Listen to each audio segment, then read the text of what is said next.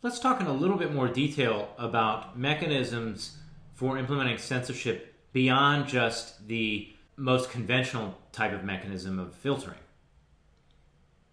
So as we previously noted, heavy-handed techniques like filtering can cause backlash, and so an inconvenience or a tax on information access or communication can be effective in most cases.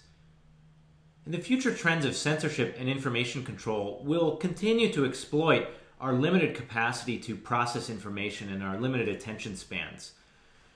And so I think it's appropriate to think of a more modern definition of censorship, not in the context of outright blocking or filtering, but rather as anything that imposes some kind of tax, time, cost, or otherwise, on information access or exchange.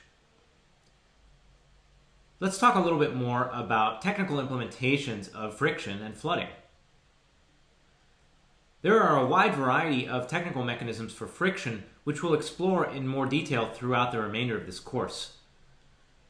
Firewalls themselves can be porous. Sometimes firewalls are designed in such a way that determined users or citizens can evade them. We'll see many examples where censorship firewalls in certain countries can be evaded by the use of a virtual private network or software like Tor. And in many cases, the censorship firewalls that countries implement can be defeated by simple circumvention software, often free software. Throttling is another technical mechanism for introducing friction, whereby a censor might simply slow down or otherwise degrade the performance of a site or service in an attempt to discourage that user from using that service, or instead prefer some other service as an alternative, maybe even one the government or the censor controls. Information or communication can also be manipulated by making it difficult to find certain content, for example by manipulating search results or affecting personalization algorithms. A censor can make it challenging for a user to find a particular piece of content.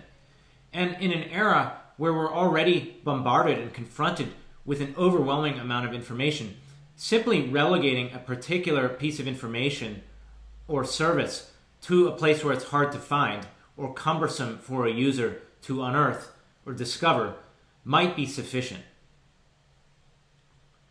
And that might preclude the need for outright blocking of that site or service.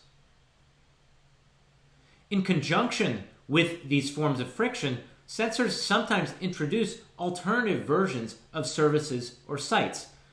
And so in conjunction with slowing down a news site or degrading the results on a search engine, a censor might offer an alternative search engine or social network or news site or sites so that a user might be more inclined to use those sites or services simply out of the perception that maybe those sites perform better or they're easier to use or are otherwise more amenable to the user's wants or needs.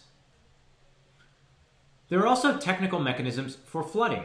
A common technical mechanism for flooding, which we'll explore, are the use of bots or automated personas or agents that can create or post distracting information. And while we commonly think of bots as automated programs, they can also be human, as we've seen in the example of the China 50-cent army. More generally, any flood of propaganda or disinformation could be considered a flooding tactic.